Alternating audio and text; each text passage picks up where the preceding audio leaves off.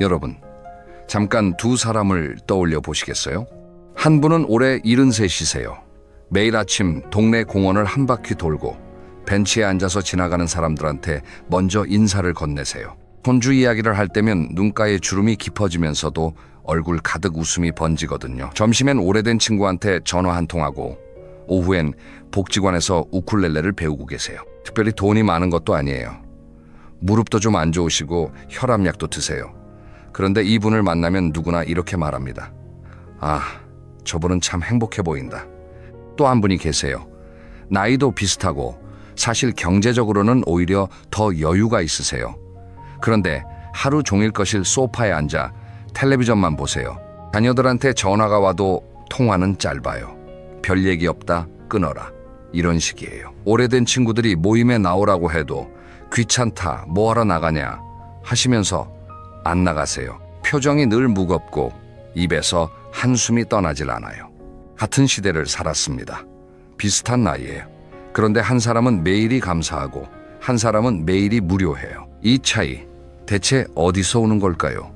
혹시 돈 차이라고 생각하셨나요? 아니면 건강 차이? 물론 그것도 영향은 있습니다. 하지만 미국 하버드 대학교가 무려 85년 넘게 사람들을 추적한 연구가 있어요. 역사상 가장 오래 지속된 행복 연구인데요. 이 연구의 결론은 많은 분들의 예상을 완전히 뒤집습니다. 오늘 이 영상에서는 그 연구 결과를 중심으로 나이 들어서 행복한 사람과 불행한 사람의 진짜 차이를 하나하나 짚어드리려 합니다. 그리고 영상 끝부분에서는 오늘 당장 실천할 수 있는 아주 간단한 방법 한 가지를 알려드릴 거예요. 끝까지 함께 해주시면 아마 오늘 밤 잠자리에 드실 때 마음이 조금 달라져 있을 겁니다. 자, 그럼 시작해볼까요? 사람들한테 물어보면요. 노후에 뭐가 가장 중요하냐? 이렇게 물으면 대부분 두 가지를 이야기해요. 첫째는 돈, 둘째는 건강. 맞는 말이에요. 틀린 말이 아닙니다. 돈이 없으면 불안하고 건강이 무너지면 아무것도 할 수가 없으니까요. 그런데요, 여기서 한번 생각해 보셔야 할 게 있어요. 여러분 주변에 이런 분 안 계세요? 은퇴하고 나서 퇴직금도 꽤 받으셨고 연금도 나오고 아파트도 있고 객관적으로 보면 경제적으로 걱정할 게 별로 없는 분이에요. 그런데 만나면 항상 이런 말씀을 하세요. 요즘 세상 참 각박하다. 자식들도 자기 살기 바쁘지. 나는 뭐하러 사나 모르겠다. 이런 이야기를 하세요. 반대로 이런 분도 계시잖아요. 국민연금이 전부고 자녀들 뒷바라지 하느라 모아놓은 돈은 별로 없어요. 무릎 관절도 안 좋아서 계단 오르기도 힘드세요.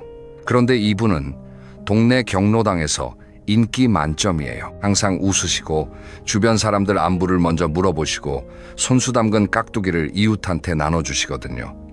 누가 봐도 행복해 보여요. 이상하지 않습니까? 조건만 보면 앞에 분이 훨씬 나아요. 돈도 더 있고 몸도 더 건강해요. 그런데 행복은 뒤에 분이 훨씬 더 많이 느끼고 있어요. 이게 뭘 의미하느냐면요. 돈과 건강이 행복의 필요 조건이긴 하지만 충분 조건은 아니라는 거예요. 쉽게 말해서 돈이 있으면 불행을 줄여줄 수는 있지만 그것만으로 행복이 자동으로 따라오지는 않는다는 뜻입니다. 실제로 이런 연구가 있어요. 미국 프린스턴 대학교의 데니얼 카너먼 교수가 약 45만 명의 데이터를 분석했는데요. 소득이 일정 수준을 넘어가면 그 이후로는 돈이 더 늘어나도 일상에서 느끼는 행복감은 거의 올라가지 않는다는 결과가 나왔어요. 그러니까 먹고 살 만큼은 있어야 해요. 그건 맞아요. 하지만 그 이상의 돈은 행복을 보장해주지 않아요. 건강도 마찬가지예요. 물론 건강은 정말 중요합니다. 아프면 삶의 질이 확 떨어지니까요. 그런데 흥미로운 건 만성질환이 있어도 본인이 느끼는 행복 수준이 높은 사람들이 꽤 많다는 거예요. 반대로 건강검진에서 아무 이상 없다는 결과를 받았는데도 매일 불안하고 우울한 분들도 있고요. 결국 핵심은 이겁니다. 돈과 건강은 무대 위의 조명 같은 거예요. 조명이 좋으면 무대가 더 잘 보이죠. 하지만 무대 위에서 실제로 공연을 하는 건 조명이 아니라 그 위에 서 있는 사람이에요. 아무리 조명이 화려해도 무대 위에 아무도 없으면 그건 공허한 거잖아요. 그러면 무대 위에 서 있는 그 사람, 그러니까 행복을 진짜로 만들어내는 그 핵심 요소는 도대체 뭘까요? 이걸 알기 위해서 우리가 꼭 들여다봐야 할 연구가 하나 있습니다.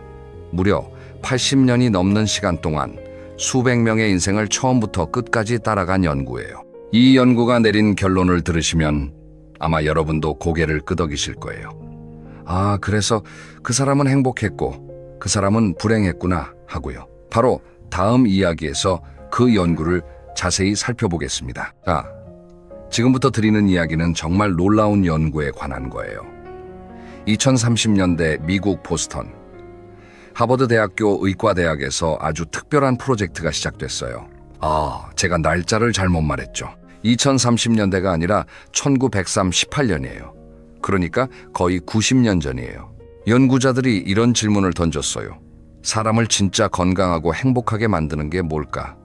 이걸 알려면 사람의 인생을 처음부터 끝까지 따라가 봐야 한다. 그래서 시작된 게 바로 하버드 성인 발달 연구예요. 처음에 724명의 남성이 참여했어요. 하버드 대학교 학생들도 있었고 보스턴의 가난한 지역에 사는 청년들도 있었어요. 배경이 완전히 다른 사람들이었죠. 이 사람들을 2년에 한 번씩 만나서 건강 상태를 체크하고 혈액 검사를 하고 뇌 사진을 찍고 직접 앉아서 인터뷰를 했어요. 어떻게 살고 있는지, 무엇이 기쁘고 무엇이 힘든지 물었어요. 이 연구가 얼마나 오래됐느냐면요. 처음 참여했던 분들 중 상당수가 이미 돌아가셨어요. 그래서 지금은 그분들의 자녀 세대, 그러니까 2,000명이 넘는 분들까지 추적하고 있어요. 85년 넘게 이어져 온 인류 역사상 가장 긴 행복 연구입니다. 그런데 이 기나긴 연구가 내린 결론이 뭐냐면요. 이게 참 의외예요.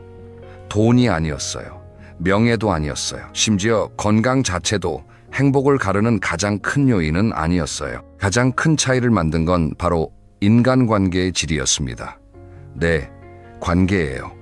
그것도 그냥 관계가 아니라 따뜻한 관계, 마음을 놓고 이야기할 수 있는 관계. 연구를 이끈 로버트 월딩어 교수는 이렇게 이야기했어요.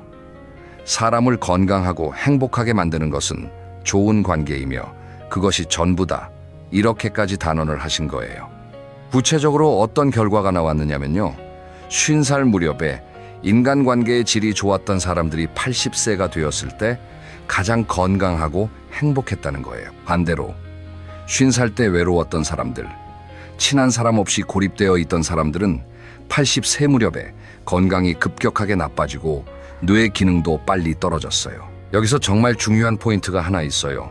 그게 뭐냐면 관계의 수가 아니라 질이 중요하다는 겁니다. 흔히 인맥이 넓은 사람이 행복하다고 생각하기 쉬운데 이 연구에서는 그렇지 않았어요. 결혼을 했든 안 했든 친구가 많든 적든 그건 별로 상관이 없었어요. 중요한 건 단 하나. 나한테 마음을 진심으로 털어놓을 수 있는 사람이 있느냐, 이거였어요. 비유를 하나 들어볼게요. 전화번호부를 떠올려 보세요. 옛날에는 두꺼운 전화번호부 있었잖아요. 거기에 이름이 수천 개 적혀 있어도 진짜 새벽 2시에 전화해서 나 지금 너무 힘들어 이렇게 말할 수 있는 사람이 몇이나 될까요? 한두 명이면 많은 거예요. 그런데 그 한두 명이 있느냐 없느냐가 85년 연구가 밝혀낸 행복과 불행의 가장 큰 차이였습니다. 과학적으로도 이유가 있어요. 따뜻한 관계를 맺고 있는 사람의 몸에서는 옥시토신이라는 호르몬이 잘 분비돼요. 이걸 흔히 사랑의 호르몬이라고 부르는데요. 이 호르몬은 스트레스를 줄여주고 면역력을 높여주고 심지어 통증까지 완화시켜줘요.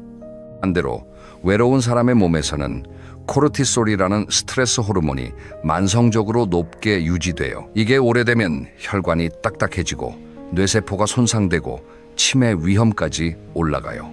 그러니까요, 외로움이라는 게 단순히 마음이 쓸쓸한 정도가 아니에요. 외로움은 몸을 아프게 합니다. 이 연구에서는 외로움이 하루에 담배 15개비를 피우는 것만큼 건강에 해롭다는 결과까지 나왔어요. 15개비요.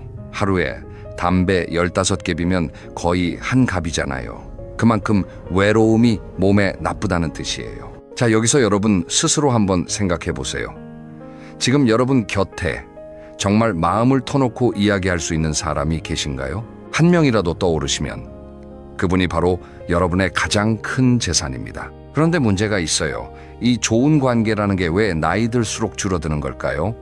왜 어떤 분들은 점점 사람을 멀리하게 되고 결국 외로워지는 걸까요? 그건 바로 우리 마음속에 자리 잡고 있는 몇 가지 습관 때문이에요.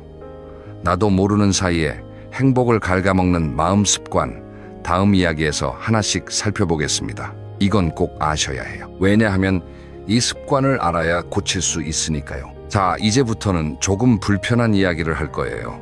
하지만 불편하다고 피하면 안 되는 이야기예요. 병원에서 건강검진 받을 때도 결과가 나쁠까봐 무서워서 안 가면 병은 더 커지잖아요. 마음도 마찬가지예요. 지금 제가 말씀드리는 5가지 마음 습관, 혹시 나한테도 해당되는 게 있나 하고 솔직하게 들어보시면 좋겠습니다. 첫째, 비교하는 습관이에요. 이게 정말 무서운 습관이에요. 사람이 불행해지는 가장 빠른 길이 뭔지 아세요?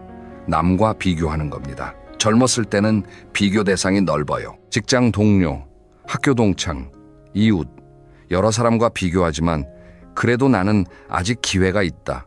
나도 할 수 있다. 이런 희망이 있잖아요. 그런데 나이가 들면 비교의 결과가 이미 확정된 것처럼 느껴져요. 저 사람은 자식이 잘 됐는데 우리 아들은 아직도 그 모양이다. 같이 시작한 동기는 건물주인데 나는 월세 산다. 이런 식으로요. 문제는 비교를 하면 할수록 내가 가진 것이 눈에 안 들어온다는 거예요. 옆집 정원이 더 넓어 보이면 내 정원의 꽃은 안 보이거든요. 심리학에서 이걸 상대적 박탈감이라고 하는데요. 나이 들수록 이게 더 심해지는 이유가 있어요. 인생이 어느 정도 정리가 되면 바꿀 수 있는 것보다 바꿀 수 없는 것이 더 많아지니까요. 그래서 비교를 하면 할수록 무력감이 커지는 거예요. 둘째, 과거에 집착하는 습관이에요. 여러분, 자동차 운전할 때 백미러로 뒤만 보면서 운전하는 사람 없잖아요. 위험하니까요. 그런데 마음으로는 그렇게 사는 분들이 꽤 많아요. 그때 그 선택만 안 했으면, 그때 그 사람을 안 만났으면, 그때 좀 더 열심히 했으면, 이런 생각이 머릿속을 떠나질 않는 거예요. 물론 과거를 돌아보는 것 자체가 나쁜 건 아닙니다. 추억을 떠올리면서 행복해하는 건 좋은 거예요. 문제는 후회에 갇히는 거예요. 후회는 마음속에 무거운 닷 같은 거예요. 닻을 내리면 배가 움직이질 못하잖아요. 후회에 붙잡혀 있으면 오늘을 살 수가 없어요. 오늘의 작은 행복이 바로 옆에 있는데도 그게 눈에 안 보이는 거예요. 셋째, 원망을 쌓아두는 습관이에요. 이건 특히 가족 관계에서 많이 나타나요. 오랜 세월 살다 보면 서운한 일이 쌓이잖아요. 배우자한테, 자녀한테, 형제한테. 그런데 그걸 말을 안 하고 속으로만 쌓아두는 거예요. 겉으로는 괜찮은 척 하는데 마음속에는 원망이 차곡차곡 쌓여 있어요. 이게 마치 냉장고 안에 오래된 반찬을 계속 넣어두는 것과 비슷해요. 밖에서 보면 냉장고 문이 닫혀 있으니까 모르지만 문을 열면 냄새가 나잖아요. 마음도 그래요. 원망을 쌓아두면 나도 모르게 표정이 굳어지고 말투가 날카로워지고 결국 사람들이 하나둘 멀어져요. 심리학 연구에 따르면 용서하지 못한 감정을 오래 품고 있으면 만성 스트레스 상태가 됩니다. 혈압이 올라가고 수면의 질이 떨어지고 소화도 안 돼요. 원망은 상대방을 벌주는 게 아니라 결국 자기 자신을 벌주는 거예요. 독을 내가 마시면서 상대방이 아프길 바라는 격이에요. 넷째, 변화를 거부하는 습관이에요. 나이가 들면 자연스럽게 새로운 것에 대한 거부감이 커져요. 이건 어느 정도 자연스러운 현상이에요. 뇌가 에너지를 아끼려고 익숙한 것을 선호하도록 설계되어 있거든요. 하지만 문제는 이게 심해지면 세상과 단절되기 시작한다는 거예요. 스마트폰 배우기 싫다. 그런 건 몰라도 된다. 요즘 젊은 것들은 이상하다. 세상이 너무 빨리 변해서 따라갈 수가 없다. 이런 생각이 자꾸 들면 위험 신호예요. 왜냐하면 변화를 거부하면 결국 대화의 접점이 사라지거든요. 자녀와의 대화, 손주와의 대화, 이웃과의 대화가 점점 줄어들어요. 그리고 대화가 줄면 관계가 줄고, 관계가 줄면 외로움이 찾아오고, 외로움이 오면 앞에서 말씀드린 것처럼 건강까지 무너지는 거예요. 다섯째, 감사를 잃어버리는 습관이에요. 이게 마지막인데요. 사실 이게 가장 핵심일 수도 있어요. 젊었을 때는 새로운 경험이 많잖아요. 첫 월급, 첫 여행, 아이가 처음 걸은 날. 이런 순간마다 감사하고 감동하잖아요. 그런데 나이가 들면 대부분의 경험이 반복처럼 느껴져요. 아침에 눈 뜨는 것, 밥 먹는 것, 계절이 바뀌는 것 다 당연하게 느껴지거든요. 그런데요, 당연한 건 이 세상에 없어요. 오늘 아침에 눈을 뜬 것, 그것만으로도 감사한 일이에요. 옆에 누군가가 있다는 것, 전화를 걸 수 있는 친구가 있다는 것, 따뜻한 밥을 먹을 수 있다는 것, 이런 것들이 사실은 엄청난 축복인데 습관이 되면 감사를 못 느끼는 거예요. 신경과학 연구에 따르면 감사하는 마음을 느낄 때 뇌에서 도파민과 세로토닌이 분비된다고 해요. 이 두 가지는 우리가 행복하다고 느끼게 해주는 핵심 물질이에요. 반대로 감사를 못 느끼면 뇌는 부족한 것, 없는 것에만 집중하게 돼요. 자연스럽게 불만이 커지고 행복감은 줄어드는 거죠. 자, 여기까지 5가지를 정리해 볼게요. 비교, 과거 집착, 원망 쌓기, 변화 거부, 감사, 결핍. 이 5가지가 나이 들수록 행복을 갉아먹는 마음의 존벌레 같은 거예요. 벽 안에 숨어서 나무를 갉아먹는 존벌레처럼 이 습관들은 눈에 잘 안 보이지만 서서히 우리의 행복을 무너뜨려요. 혹시 이 중에 한두 가지라도 해당되는 게 있으신가요? 있다고 해서 낙심하실 필요 없어요. 왜냐하면 알아야 고칠 수 있으니까요. 병을 알아야 치료를 하듯 마음 습관도 알아야 바꿀 수 있는 거예요. 그러면 이제 궁금하시죠? 행복한 노년을 사는 분들은 이런 습관 대신 뭘 하고 있는 걸까요? 매일매일 특별한 걸 하는 걸까요? 아니에요. 놀라울 정도로 소박하고 작은 습관들이에요. 근데 이 작은 습관들이 모이면 인생이 완전히 달라집니다. 그 이야기 지금 바로 이어서 해드릴게요. 자, 이제부터는 밝은 이야기입니다. 앞에서 좀 무거운 이야기를 했으니까 이제는 해답을 찾을 차례예요. 행복한 노년을 사는 분들한테는 공통점이 있어요. 거창한 게 아닙니다. 아주 작은 습관들인데 이걸 매일 조금씩 실천하고 계세요. 7가지를 하나씩 말씀드릴 테니 나한테 해당되는 게 있나 한번 체크해 보시고 없으면 오늘부터 하나만 시작해 보세요. 첫째, 아침에 눈 뜨면 감사한 것 3가지를 떠올리는 습관이에요. 이걸 감사일기라고도 하는데 꼭 글로 안 써도 괜찮아요.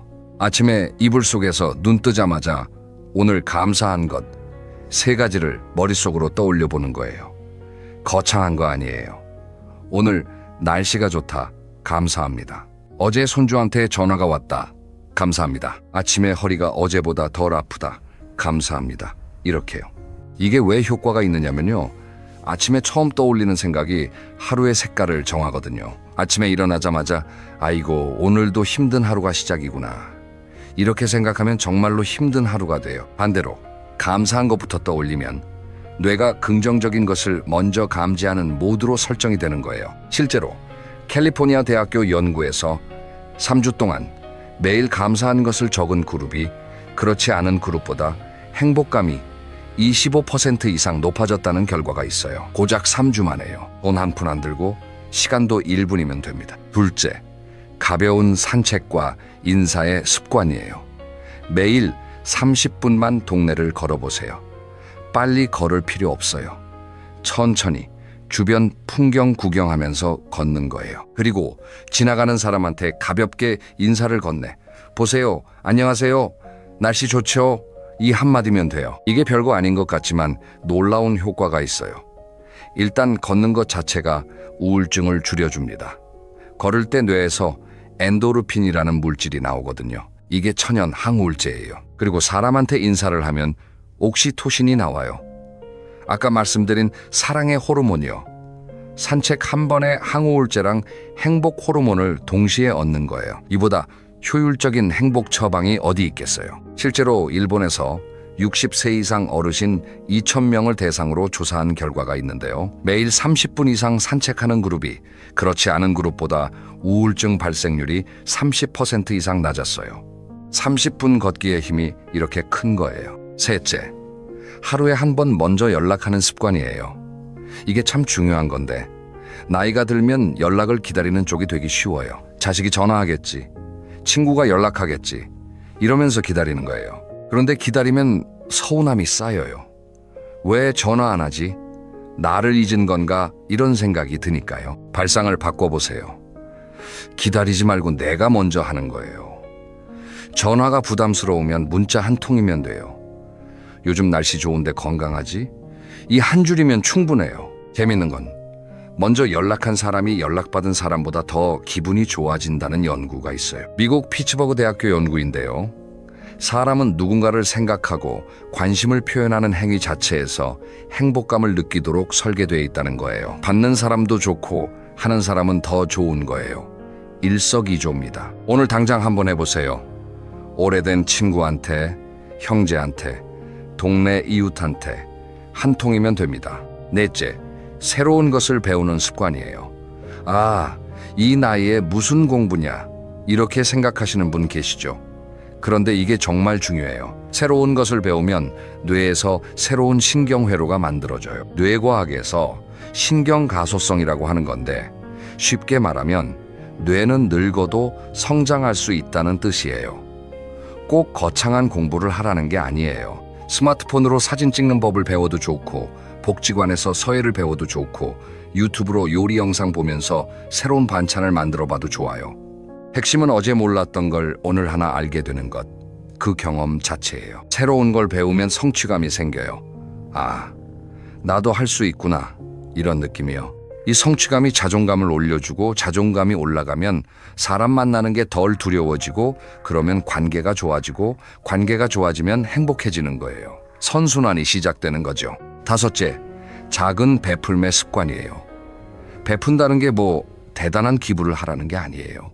옆집 어르신한테 귤 몇 개 갖다 드리기, 아파트 엘리베이터에서 만난 이웃한테 택배 들어드리기, 손주한테 용돈 1,000원 쥐어주면서 맛있는 거 사 먹어라 하기, 이런 거예요. 베풀면 왜 행복해지느냐면요, 사람의 뇌는 남을 도울 때 쾌감을 느끼도록 만들어져 있어요. 이걸 헬퍼스하이라고 부르는데요, 봉사자의 쾌감이라는 뜻이에요. 남을 돕는 행위가 뇌의 보상 회로를 활성화시켜서 마치 맛있는 음식을 먹거나 좋아하는 음악을 들을 때와 비슷한 행복감을 준다는 거예요. 그리고 베풀매는 또 하나의 큰 효과가 있어요. 나는 아직 누군가에게 도움이 되는 존재다, 이런 느낌을 준다는 거예요. 나이 들면 자기 존재감이 흔들리기 쉽잖아요. 은퇴하면 직함이 사라지고 자녀가 독립하면 부모 역할도 줄어들고, 이때 작은 베풀미 나의 존재 의미를 다시 만들어줍니다. 여섯째, 비교 대신 어제의 나와 비교하는 습관이에요. 아까 비교하는 습관이 불행을 만든다고 했잖아요. 그러면 비교를 아예 안 하면 되느냐? 사실 비교를 완전히 끊기는 어려워요. 인간의 본능이니까요. 그래서 비교 대상을 바꾸는 거예요. 남이 아니라 어제의 나와 비교하는 거예요. 어제보다 오늘 300걸음 더 걸었다. 어제는 하루 종일 짜증만 냈는데 오늘은 옆집 할머니한테 인사를 했다. 어제는 TV만 봤는데 오늘은 책을 3쪽 읽었다. 이렇게요. 남과 비교하면 항상 부족하지만 어제의 나와 비교하면 조금이라도 나아진 걸 발견할 수 있어요. 이 작은 발견이 자기 효능감이라는 걸 만들어줘요. 나도 변할 수 있다. 나도 성장할 수 있다. 이런 믿음이요. 이 믿음이 있는 사람과 없는 사람은 나이 들수록 행복의 차이가 점점 벌어집니다. 일곱째, 하루 끝에 오늘 잘한 일 하나를 떠올리는 습관이에요. 이건 아침에 감사 습관과 짝이 되는 거예요. 아침에는 감사한 것으로 시작하고 밤에는 잘한 것으로 마무리하는 거예요. 오늘 동네 산책을 나갔다. 잘했다. 오늘 오래된 친구한테 문자를 보냈다. 잘했다. 오늘 손주 전화를 받고 30분 동안 이야기를 했다. 잘했다. 아주 작은 것도 괜찮아요. 왜 이게 중요하느냐면 인간의 뇌는 부정적인 것에 더 주목하도록 설계되어 있거든요. 이걸 부정편향이라고 하는데 좋은 일 9가지가 있어도 나쁜 일 1가지가 더 크게 느껴지는 거예요. 그래서 의도적으로 잘한 것을 떠올려줘야 뇌의 균형이 맞아요. 잠들기 전에 오늘 잘한 일 하나를 떠올리면 뇌가 그 긍정적인 기억을 가지고 잠에 들어요. 수면의 질도 좋아지고 다음날 아침에 일어났을 때 기분도 더 좋아져요. 이게 매일 반복되면 1달, 2달, 석 달 후에 자기 자신에 대한 인식이 완전히 달라집니다. 자, 7가지를 다시 정리해 볼게요. 첫째, 아침 감사 3가지. 둘째, 산책과 인사. 셋째, 먼저 연락하기. 넷째, 새로운 것 배우기. 다섯째, 작은 베품. 여섯째, 어제의 나와 비교하기. 일곱째, 잠들기 전 잘한 일 떠올리기. 이 중에 7가지를 전부 하실 필요 없어요. 하나만 골라서 한 달만 해보세요. 30일이면 습관이 됩니다. 그리고 습관이 되면 그때 하나를 더 추가하면 돼요. 급할 것 없어요. 천천히, 하지만 꾸준히. 그런데 여기서 한 가지 더 짚고 가야 할 게 있어요. 아무리 좋은 습관을 들여도 가장 가까운 관계가 흔들리면 행복이 무너지기 쉽거든요. 그 가장 가까운 관계가 뭘까요? 바로 가족이에요. 가족이라는 게 참 사랑하면서도 힘든 관계잖아요. 이 이야기를 다음에 이어서 해보겠습니다. 가족이요, 참 묘한 존재예요. 세상에서 가장 사랑하는 사람들이면서 동시에 세상에서 가장 상처를 많이 주고받는 사람들이에요. 왜 그럴까요? 가까우니까요. 가까울수록 기대가 크고 기대가 클수록 실망도 크거든요. 특히 나이가 들면 가족 관계가 행복에 미치는 영향이 엄청나게 커져요. 젊었을 때는 직장, 친구, 취미 여러 가지가 삶을 채워주잖아요. 그런데 은퇴하고 사회적 관계가 줄어들면 남는 건 결국 가족이에요. 그 가족과의 관계가 따뜻하면 노년이 행복하고 그 관계가 차갑면 노년이 외롭습니다. 그런데 현실을 보면 자녀와 사이가 서먹해진 분들이 정말 많아요. 말 한마디 잘못했다가 한 달 넘게 연락이 끊기기도 하고, 명절에 모여도 대화 없이 각자 폰만 보기도 하고요. 배우자 관계도 마찬가지예요. 수십 년을 같이 살았는데 정작 마음을 터놓고 이야기한 게 언제인지 기억이 안 나는 분들이 많아요. 같은 집에 살면서 각방을 쓰고 식사도 따로 하고 대화라고는 반찬 뭐 먹을까 이 정도인 분들도 계세요. 이런 상황에서 어떻게 관계를 회복할 수 있을까요? 거창한 방법이 아니에요. 정말 작은 것부터 시작하는 겁니다. 첫째, 지적 대신 인정의 한마디를 연습해 보세요. 부모님들이 자녀한테 흔히 하는 말이 있어요.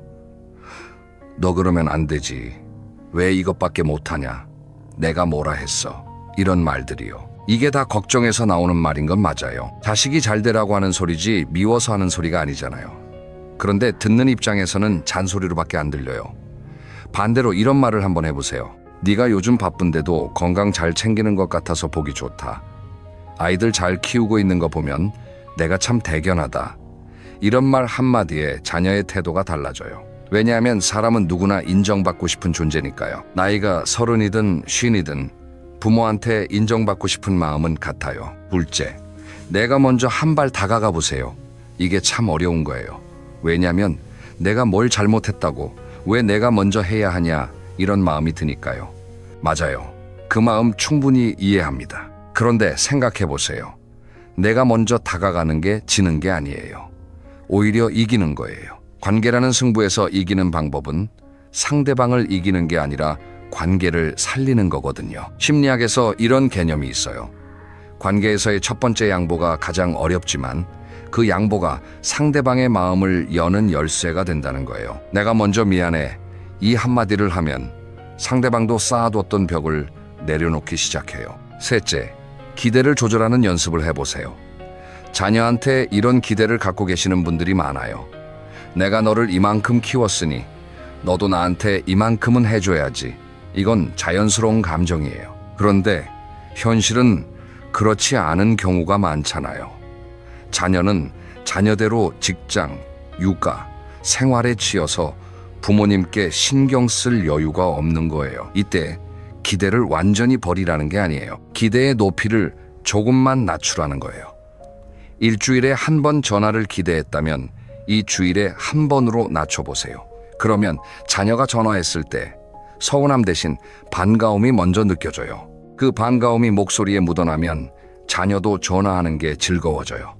자연스럽게 연락이 더 잦아지는 거예요. 넷째, 배우자와 하루에 딱 10분만 대화해보세요. 수십 년을 같이 살면 대화가 줄어드는 건 자연스러운 거예요. 그런데 대화가 완전히 사라지면 안 돼요. 대화는 관계의 산소 같은 거예요. 산소가 없으면 불이 꺼지잖아요. 대화가 없으면 관계의 불도 꺼져요. 거창한 대화가 아니어도 돼요. 오늘 공원에 갔더니 벚꽃이 피기 시작했더라. 오늘 뉴스에서 이런 걸 봤는데 세상 참 많이 변했어. 이 정도면 충분해요. 포인트는 텔레비전을 끄고 서로 눈을 보면서 이야기하는 거예요. 하루에 10분이면 됩니다.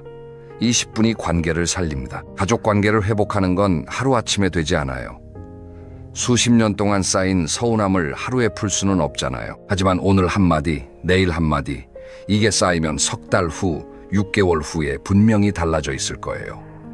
큰 변화는 항상 작은 시작에서 오니까요. 자, 이제 마지막으로 오늘 이야기를 정리하면서 여러분이 오늘 밤 바로 실천할 수 있는 한 가지를 알려드릴게요. 오늘 정말 긴 이야기를 함께 해주셨어요. 감사합니다. 여기까지 들으신 여러분은 이미 자기 자신을 돌보고 싶다는 마음이 있으신 거예요. 그 마음만으로도 이미 첫 번째 걸음을 떼신 겁니다. 오늘 이야기의 핵심을 세 줄로 정리해 드릴게요. 하나, 나이 들어 행복한 사람과 불행한 사람의 가장 큰 차이는 돈이나 건강이 아니라 따뜻한 인간관계의 질이었습니다. 둘, 불행으로 이끄는 5가지 마음 습관이 있어요. 비교, 과거 집착, 원망 쌓기, 변화 거부, 감사 결핍. 이걸 알아차리는 것만으로도 절반은 해결된 거예요. 셋, 행복한 노년을 사는 분들은 거창한 비결이 아니라 아주 작은 습관을 매일 실천하고 있어요. 감사하기, 산책하기, 먼저 연락하기, 배우기, 베풀기, 어제의 나와 비교하기, 잘한 일 떠올리기. 그러면 오늘 밤 잠들기 전에 딱 한 가지만 해보세요. 이불 속에 누우셔서 눈을 감고 오늘 하루 중에 내가 잘한 일 한 가지를 떠올려 보세요. 아주 작은 거라도 괜찮아요. 오늘 이 영상을 끝까지 봤다. 이것도 잘한 일이에요. 자기 자신을 위한 시간을 투자했으니까요. 그걸 떠올리면서 스스로한테 이렇게 말해주세요. 오늘 하루도 수고했어, 잘했어. 이 한마디가 여러분의 마음을 따뜻하게 감싸줄 거예요. 그리고 내일 아침에 눈 뜨시면 감사한 것 3가지를 떠올려 보세요. 이 2가지만 30일 동안 해보시면 한 달 후에 거울 속 내 표정이 달라져 있을 겁니다. 약속드려요. 오늘 이야기가 도움이 되셨다면 주변의 소중한 분한테 이 영상을 공유해 주세요. 특히 요즘 좀 힘들어 보이는 친구, 혼자 지내시는 이웃, 연락이 뜸해진 형제한테요. 이 영상 하나가 그분의 하루를 바꿔줄 수도 있으니까요. 다음 영상에서는 나이 들수록 기억력이 좋아지는 사람들의 비밀이라는 주제로 찾아뵐 거예요. 보통 나이 들면 기억력이 나빠진다고 생각하시잖아요. 그런데 어떤 분들은 오히려 나이가 들수록 머리가 맑아져요. 그 비밀이 뭔지 다음 영상에서 낱낱이 풀어드리겠습니다. 놓치지 마세요. 오늘도 이 시간 함께 해주셔서 진심으로 감사합니다. 여러분의 오늘 하루가 어제보다 조금 더 따뜻했기를 바랍니다. 그럼 다음에 또 만나요. 여러분, 혹시 이런 상상 해보신 적 있으신가요? 복잡한 서울 생활 다 정리하고 공기 맑은 시골에 예쁜 집 한 채 짓고 마당에서 텃밭 가꾸면서 여유롭게 사는 거요. 아침에 일어나면 새소리가 알람 대신 깨워주고 저녁에는 마루에 앉아서 별을 보면서 막걸리 한 잔 기울이는 그런 삶 말입니다. 아마 지금 이 영상을 보고 계신 분들 중에서도 한 번쯤은 그런 꿈을 꾸어보셨을 겁니다. 저도 그랬습니다. 아니, 저는 꿈을 꾼 정도가 아니라 그 꿈을 현실로 만들겠다고 제 전 재산을 걸었습니다. 32살부터 61살까지 꼬박 30년을 서울 구로공단 근처 제조업체에서 일했습니다. 새벽 5시 반에 눈을 떠서 밤 9시, 10시에 집에 들어오는 생활을 30년 동안 했어요. 그렇게 일을 악물고 모은 돈이 퇴직금의 저축까지 합쳐서 딱 10억 원이었습니다. 누가 들으면 큰 돈이라고 하겠죠. 맞습니다. 큰 돈이에요. 평생을 바쳐서 모은 제 인생 전부가 담긴 돈이었습니다. 그런데 그 10억 원이 4년 만에 전부 사라졌습니다. 지금 저는 어디에 있을까요? 충남 어느 시골 마을, 잡초가 허리까지 자란 빈 펜션 건물 앞에 혼자 앉아 있습니다. 한때는 손님들로 북적일 거라고 믿었던 그 건물에는 이제 거미줄만 가득합니다. 제 아내 순자 씨는 허리 수술을 받고 서울에 있는 딸 집에 얹혀 살고 있고요. 저는 이 팔리지도 않는 시골 땅과 텅 빈 건물을 지키며 나라에서 나오는 기초연금 몇십만 원으로 하루하루를 버티고 있습니다. 비가 오는 날이면 펜션 지붕에서 물이 새는 소리가 똑똑똑 울리는데요. 그 소리가 마치 제 인생이 한 방울씩 새어나가는 것 같아서 잠을 이룰 수가 없습니다. 가장 견디기 힘든 건 배고픔이 아닙니다. 아침에 눈을 떴을 때 이 넓은 시골 마을에서 저를 찾는 사람이 단 한 명도 없다는 그 사실이 저를 짓누릅니다. 도대체 뭐가 잘못된 걸까요? 공기 좋은 곳에서 건강하게 늙어가겠다던 그 소박한 꿈이 어쩌다 이런 악몽이 된 걸까요? 오늘 제가 들려드리는 이야기는 단순한 실패담이 아닙니다. 지금 귀농이나 귀촌을 꿈꾸고 계신 분들, 혹은 퇴직금을 어디에 써야 할지 고민하고 계신 분들께 드리는 절박한 경고장입니다. 제가 걸었던 이 길을 여러분만큼은 걷지 않으시길 바라는 마음으로 지금부터 솔직하게 다 말씀드리겠습니다. 자, 그러면 처음부터 시작해 보겠습니다. 저는 22살의 고향인 충북 제천을 떠나 서울로 올라왔습니다. 주머니에 30만 원이 전부였어요. 구로공단 근처 작은 공장에 취직해서 프레스 기계 앞에 서는 것이 제 첫 직장이었습니다. 손가락이 잘려나갈 수도 있는 위험한 기계 앞에서 하루 12시간씩 일했습니다. 왜 그렇게까지 했냐고요? 이유는 하나였습니다. 서울에 내 집 한 칸, 내 가족 먹여 살릴 돈 한 푼이라도 더 모으겠다는 그 생각뿐이었습니다. 25살에 같은 공장에서 일하던 순자 씨를 만났습니다. 웃는 얼굴이 참 고왔어요. 월급 합쳐봐야 얼마 안 되는 돈이었지만 우리는 행복했습니다. 신혼집이라고 들어간 곳이 반지하 단칸방이었는데 비만 오면 물이 차올라서 신발이 둥둥 떠다니던 그런 곳이었어요. 그래도 아내가 옆에 있으니까 그게 궁전 같았습니다. 딸 민지가 태어나고 3년 뒤에 아들 준호가 태어났습니다. 아이들이 크면서 돈이 더 필요했고 저는 더 일을 악물었습니다. 주말 특근은 기본이었고 명절에도 공장 나가는 날이 태반이었습니다. 아내 순자 씨도 정말 고생을 많이 했습니다. 아이들 어린이집 보내고 나면 식당 아르바이트를 나가고 저녁에는 부업으로 포장 일감을 받아서 거실에서 새벽까지 일했습니다. 우리 부부가 그렇게 30년을 살았습니다. 사치라고는 해본 적이 없어요. 여행이요? 아이들 수학여행 보내는 것도 빠듯했는데 무슨 여행입니까?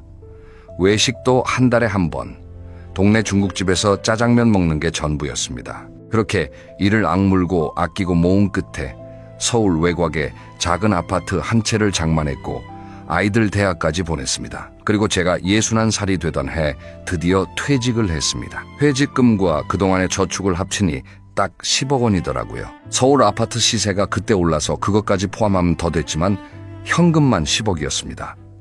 회사 동료들이 부러워했어요. 형님, 10억이면 진짜 부자 아닙니까? 연금에 이자 받으면서 편하게 사시겠네. 저도 그렇게 생각했습니다. 이 정도면 남은 인생 걱정 없이 살 수 있겠구나. 그때 제 마음속에는 이미 하나의 그림이 그려지고 있었습니다. 시골에 땅을 사고 예쁜 집을 짓고 마당에서 텃밭을 가꾸며 사는 그 전원 생활의 꿈 말입니다. 사실 그 꿈의 씨앗은 퇴직하기 5년 전쯤에 뿌려졌습니다.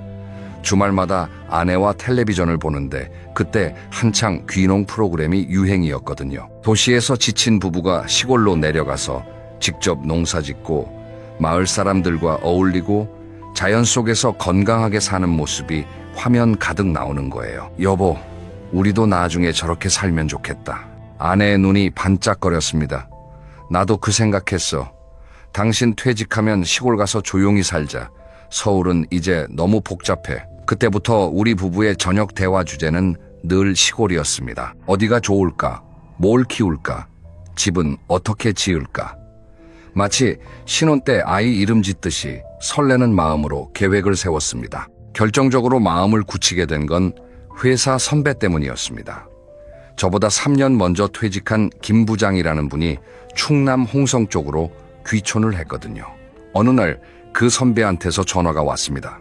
정수야, 나 여기 내려온 지 1년 됐는데 진짜 별천지다. 땅값도 서울의 10분의 1이고 공기가 얼마나 좋은지 혈압약도 끊었어. 텃밭에서 기른 채소로 반찬해 먹으면 마트 갈 일도 없고. 아, 그리고 나 여기서 작은 펜션도 하나 지었는데 주말마다 도시 사람들이 와서 용돈벌이가 쏠쏠해. 그 말을 듣는 순간 제 심장이 뛰기 시작했습니다. 펜션이라. 그러면 연금에다가 펜션 수입까지 더하면 정말 풍족하게 살 수 있겠구나. 선배, 나도 퇴직하면 그쪽으로 내려갈까 하는데 어때? 선배는 호탕하게 웃으며 대답했습니다. 오라, 오라. 옆에 괜찮은 땅도 나와 있으니까 같이 알아보자. 시골이 좋은 건 사람 냄새가 난다는 거야. 사람 냄새. 그 말이 30년 동안 기름 냄새만 맡고 살았던 제 가슴에 깊이 박혔습니다. 퇴직하고 한 달쯤 지났을 때 아내와 함께 선배가 있는 충남으로 내려갔습니다. 퇴직하고 한 달쯤 지났을 때 아내와 함께 선배가 있는 충남으로 내려갔습니다. 차에서 내리자마자 코끝을 간지리는 흙내음, 멀리 보이는 산등성이 논 사이로 불어오는 바람. 아내가 제 팔을 잡으며 말했습니다. 여보, 여기다. 우리가 살 곳은 여기야. 그때 아내의 눈에 고인 눈물을 저는 감동의 눈물이라고 생각했습니다. 30년 고생 끝에 드디어 우리만의 낙원을 찾았다는 기쁨의 눈물이라고요. 나중에 알았습니다. 그 눈물이 우리 부부 인생에서 마지막으로 함께 흘린 행복한 눈물이었다는 것을요. 혹시 지금 시골 땅을 알아보고 계신 분 있으신가요? 혹은 퇴직금으로 펜션이나 카페를 해볼까 생각하고 계신 분요? 그렇다면 제 이야기를 끝까지 들어주십시오. 제가 어디서 어떻게 잘못된 선택을 했는지, 그리고 그 선택이 어떤 결과를 가져왔는지 낱낱이 말씀드리겠습니다. 선배를 따라 마을 이곳저곳을 둘러보던 중에 부동산 중개소를 들르게 되었습니다. 시골 부동산이라고 해서 허름한 곳을 상상했는데 의외로 깔끔하더라고요. 나중에 알았는데 그때가 귀농귀촌 붐이 한창이던 시기라 시골 부동산도 꽤 활발하게 돌아가고 있었던 겁니다. 중개사 아저씨가 우리 부부를 보더니 반갑게 맞아 주었습니다. 아이고, 서울에서 오셨어요? 잘 오셨습니다. 마침 좋은 물건이 하나 나와 있는데 같이 보실래요? 차를 타고 15분쯤 달렸을까요? 야트막한 산 아래에 3,000평짜리 땅이 펼쳐져 있었습니다. 한쪽에는 오래된 농가주택이 있었고 앞으로는 작은 개울이 흐르고 있었어요. 뒤편으로는 밤나무가 줄지어 서 있어서 가을이면 밤이 주렁주렁 열린다고 했습니다. 사모님, 여기 앞마당에 꽃밭 만들고 뒤쪽에 텃밭 하시면 딱입니다. 이 개울에서 여름에 아이들 물놀이 하면 도시 사람들이 난리가 나요. 중개사의 말에 아내의 눈이 휘둥그레졌습니다. 매매가는 땅과 농가주택을 합쳐서 4억 원이었습니다. 서울 아파트 가격에 비하면 싸다고 느껴졌어요. 3,000평이 4억이라니 서울에서는 주차장 한 칸도 못 사는 돈인데 여기서는 이 넓은 땅 주인이 될 수 있다니. 그 순간 제 머릿속에서 계산기가 돌아가기 시작했습니다. 4억의 땅을 사고 농가주택을 리모델링하고 작은 펜션 2동을 지으면 4억 정도 더 들겠지. 그러면 8억. 나머지 2억은 생활비와 운영자금으로 남겨두면 되겠다. 지금 생각하면 그 계산이 얼마나 허술했는지 모릅니다. 하지만 그때는 장밋빛 미래만 보였습니다. 선배가 옆에서 부추기기까지 했으니까요. 정수야, 여기 펜션 지으면 대박이야. 내 펜션도 주말에는 꽉 차거든. 여기는 서울에서 차로 2시간이면 오니까 접근성도 좋고. 선배의 말을 곧이곧대로 믿었습니다. 의심이라는 걸 해본 적이 없었어요. 30년 동안 공장에서 시키는 대로 성실하게 일만 한 사람이 부동산이나 사업에 대해 뭘 알겠습니까? 그런데 여기서 제가 저지른 첫 번째, 그리고 가장 치명적인 실수가 있었습니다.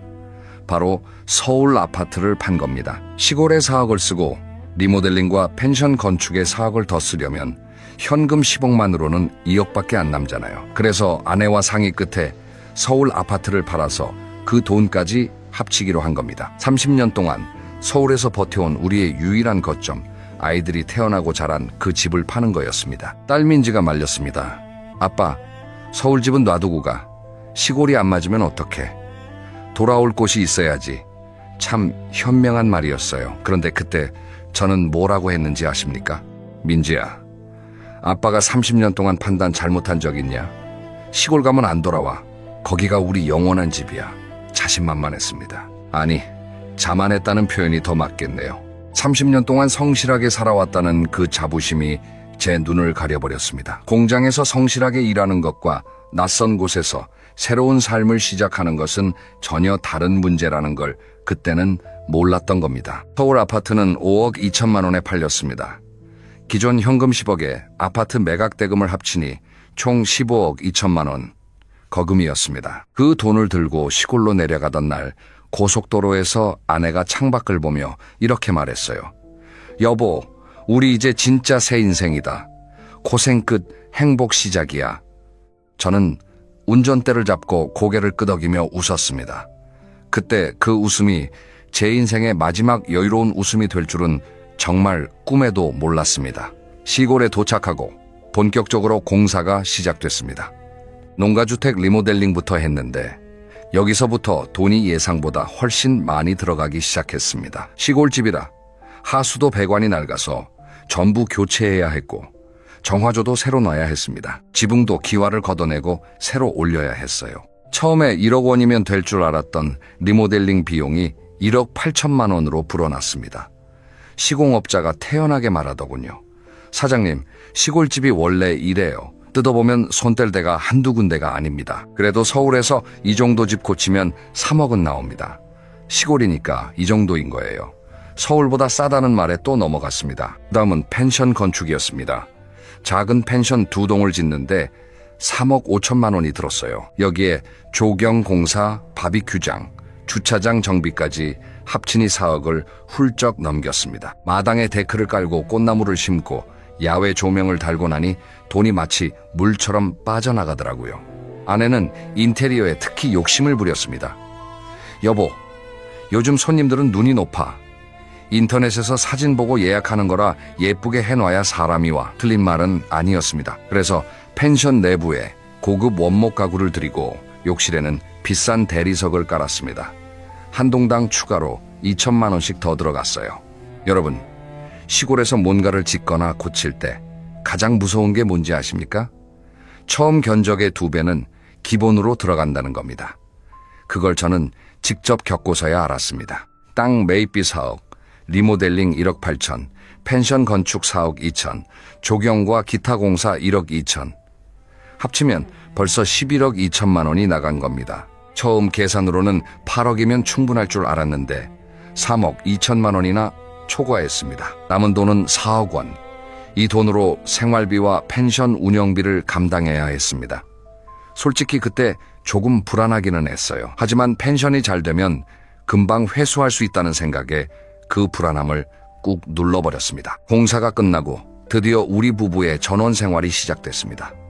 첫 번째 봄이 왔을 때 정말 천국인 줄 알았어요. 아침에 눈을 뜨면 새소리가 들리고 마당에 나가면 개울 흐르는 소리가 귀를 감싸고 뒷산에서 불어오는 바람에는 진짜로 꽃향기가 실려 있었습니다. 아내와 함께 텃밭에 상추, 고추, 토마토 모종을 심었습니다. 흙을 만지는 아내의 얼굴에 주름이 가득했지만 그 주름 사이로 번지는 미소가 30년 동안 서울에서 한 번도 본 적 없는 환한 웃음이었습니다. 여보, 나 이거 해보고 싶었어. 흙에서 뭔가 키우는 거. 우리 엄마가 시골에서 이렇게 살았거든. 아내의 그 말에 저는 더욱 확신했습니다. 아, 우리가 잘 선택했구나. 이게 바로 우리가 찾던 삶이구나. 마을 사람들도 처음에는 반겨줬습니다. 서울에서 온 사람이라고 신기해하면서 김치도 나눠주고 농사 요령도 알려주더라고요. 이장님이 마을 회관에서 인사할 기회도 만들어줬고 저는 마을 사람들에게 고개를 숙이며 잘 부탁드리겠습니다 하고 인사를 했습니다. 그때까지만 해도 모든 것이 완벽해 보였습니다. 하지만 말입니다. 그 완벽한 그림에 금이 가기 시작하는 데는 그리 오랜 시간이 걸리지 않았습니다. 문제는 제가 상상했던 전원생활과 실제 전원생활 사이에 넘을 수 없는 간격이 있었다는 겁니다. 그 간격을 깨닫기 시작한 건 바로 첫 번째 여름이었습니다. 여러분, 시골에서 여름을 나보신 적 있으신가요? 텔레비전에서 보여주는 시골 여름은 시원한 개울에서 수박 먹는 장면이잖아요. 현실은 그게 아닙니다. 일단 벌레가 상상을 초월합니다. 모기는 기본이고 하루살이, 나방, 이름 모를 벌레들이 밤마다 불빛을 보고 떼로 달려듭니다. 아내는 벌레가 무서워서 밤에 창문을 열지도 못했습니다. 에어컨이요? 시골집은 단열이 제대로 안 돼 있어서 에어컨을 틀어도 시원해지지가 않아요. 전기세만 폭탄으로 나오더라고요. 그런데 벌레보다 더 큰 문제가 있었습니다. 텃밭이었어요. 봄에 그렇게 정성스럽게 심은 채소들이 여름 장마가 지나자 엉망이 됐습니다. 토마토는 비를 너무 맞아서 갈라지고 고추는 탄저병이 돌아서 반 이상을 뽑아버려야 했습니다. 상추는 진딧물이 까맣게 덮여서 먹을 수가 없었고요. 텔레비전에서는 왜 이런 걸 안 보여주는 겁니까? 한 번도 농사를 해본 적 없는 도시. 사람이 그냥 씨앗 뿌리면 채소가 알아서 자라는 줄 알았던 겁니다. 옆집 농부 아저씨가 우리 텃밭을 보더니 고개를 절레절레 흔들었어요. 사장님, 농사가 그렇게 쉬운 거면 우리가 왜 평생 이 고생을 하겠어요? 그 말이 뼈를 때리더라고요. 맞는 말이었습니다. 농사는 기술이고 경험이고 과학입니다. 30년을 공장에서 일한 제가 삽 한 번 제대로 떠본 적 없으면서 농사를 한다는 게 얼마나 건방진 생각이었는지 그제야 조금씩 깨달았습니다. 텃밭은 포기하고 마트에서 채소를 사다 먹기 시작했습니다. 그런데 시골 마트가 서울보다 비싸다는 사실 여러분 아셨어요? 물류비가 더 들어서 오히려 서울 대형마트보다 가격이 높은 경우가 많았습니다. 서울에서는 걸어서 5분이면 마트가 있었는데 여기서는 차를 타고 30분을 나가야 큰 마트에 갈 수 있었습니다. 기름값만 해도 한 달에 20-30만 원이 더 들었어요. 시골 생활비가 서울보다 싸다는 건 절반만 맞는 말이더라고요. 집세는 확실히 없지만 대신 도시에서는 들지 않는 비용이 한가득 있었습니다. 정화조 청소비, 보일러 유지비, 마당 제초 비용, 겨울이면 제설 비용, 거기에 차량 유지비까지. 한 달 생활비를 계산해보니 서울에서 살 때와 거의 비슷하거나 오히려 더 나가는 달도 있었습니다. 그래도 펜션이 있으니까요. 펜션만 잘 되면 이런 생활비 정도는 충분히 감당할 수 있다고 생각했습니다. 펜션은 여름 성수기에 맞춰서 오픈했습니다. 예약 사이트에 등록하고 아내가 직접 찍은 사진을 올리고 지인들에게 카카오톡으로 홍보도 했습니다. 첫 달은 정말 잘 됐어요. 제 친구들, 아내 친구들, 딸 민지 친구들까지 합세해서 주말마다 방이 찼습니다. 두 동 합쳐서 한 달에 350만 원 정도의 수입이 생겼습니다.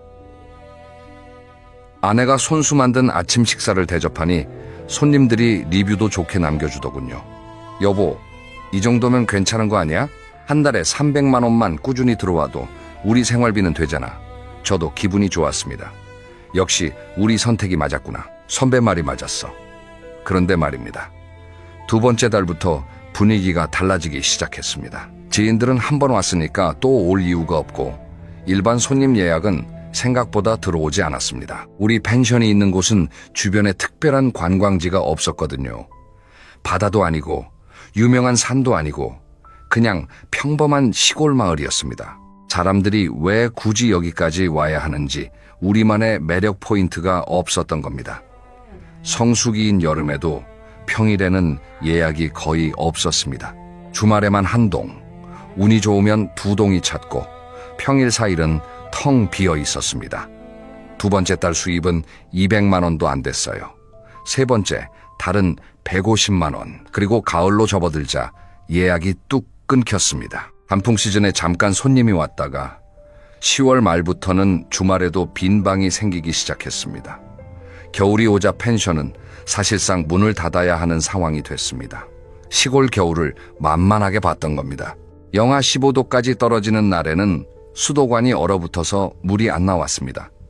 보일러를 하루 종일 돌려도 방이 따뜻해지지 않았어요. 손님이 올 리가 없죠. 수입은 영원이 되었는데 나가는 돈은 멈추지 않았습니다. 보일러 기름값만 한 달에 80만 원이 넘게 나왔고 빈 건물이라도 난방을 안 하면 동파 때문에 배관이 터지거든요. 울며 겨자 먹기로 빈 펜션에도 최소한의 난방을 돌려야 했습니다. 그 첫 번째 겨울, 통장 잔고를 확인하는 게 세상에서 가장 무서운 일이 됐습니다. 4억 원이었던 운영 자금이 1년도 안 돼서 2억 3천만 원으로 줄어 있었습니다. 1년에 1억 7천만 원이 나간 거예요. 수입은 연간 1,500만 원도 안 됐는데 말입니다. 이 속도면 2년 안에 돈이 바닥난다는 계산이 나왔습니다. 그때 처음으로 가슴이 서늘해지는 걸 느꼈습니다. 하지만 멈출 수가 없었습니다. 이미 서울 집은 팔아버렸고 시골 땅과 건물에 10억 넘는 돈을 쏟아부은 상태였으니까요. 돌아갈 곳이 없었습니다. 여러분, 사람이 가장 위험한 결정을 하는 순간이 언제인지 아십니까? 바로 이미 너무 많은 것을 투자해서 멈출 수 없다고 느끼는 순간입니다. 경제학에서는 이걸 매몰 비용의 함정이라고 부른다더라고요. 저는 그때 그 함정에 두 발을 완전히 빠뜨리고 있었습니다. 그때 제 머릿속에 떠오른 생각이 있었습니다. 펜션만으로는 안 되니까 뭔가 하나를 더 해야 한다. 사람들을 끌어올 수 있는 뭔가가 필요하다. 그게 바로 카페였습니다. 요즘 시골 카페가 유행이잖아요. 인터넷에서 검색해보니 시골 마을에 예쁜 카페 하나 지어놓으면 도시 사람들이 일부러 차를 몰고 온다는 기사가 수두룩했습니다. 아내도 동의했습니다. 맞아. 요즘 젊은 사람들은 카페 찾아서 지방까지 가잖아. 우리 펜션 옆에 카페를 하면 카페 손님이 펜션으로 연결되고 펜션 손님이 카페를 이용하고 일석이조야. 논리적으로는 맞는 것 같았습니다. 하지만 문제는 또 돈이었어요. 카페를 짓고 인테리어를 하는데 드는 비용을 알아보니 최소 1억 5천만 원은 필요했습니다. 남은 운영 자금이 약 3천만 원 중에서 1억 5천을 쓰면 8천만 원밖에 안 남습니다. 이건 너무 위험했습니다. 그런데 이때 악마의 속삭임 같은 말을 던진 사람이 있었습니다. 바로 시공업자였어요.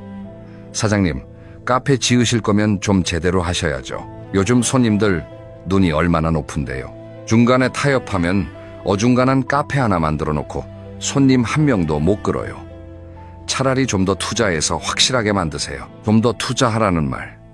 그 말에 또 넘어갔습니다. 결국 카페 공사 규모를 키웠습니다. 통유리 창을 넣고 대형 에스프레소 머신을 들이고 야외 테라스에 조경까지 해서 총 2억 원을 쏟아부었습니다. 남은 돈은 3천만 원. 인생에서 처음으로 통장에 억 단위가 사라지고 1,000만 원대만 남은 거였습니다. 그래도 그때까지는 대출은 안 받았거든요. 빚은 없으니까 어떻게든 되겠지 하는 마음이 있었습니다. 하지만 카페 운영을 시작하면서 그 마지막 방어선마저 무너지게 됩니다. 혹시 지금 이 이야기를 들으시면서 왜 거기서 멈추지 않았을까 하고 답답해하시는 분 계신가요? 맞습니다. 저도 지금은 그게 너무 답답합니다. 하지만 그때는 달랐어요.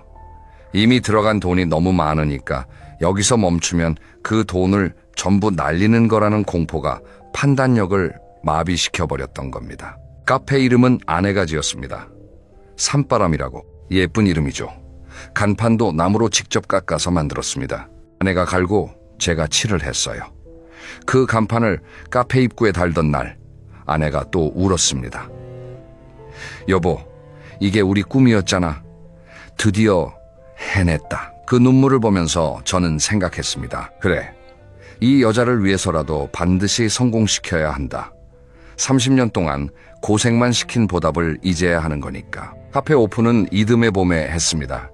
그런데 이번에는 지난번 펜션 때와는 달랐습니다. 인터넷 소문이 났거든요. 누군가가 블로그에 충남 숨은 시골 카페라고 글을 올렸는데 그게 퍼지면서 오픈 첫 주말에 손님이 줄을 서기 시작했습니다. 하루에 손님이 100명이 넘게 왔어요. 아메리카노 한 잔에 5,000원.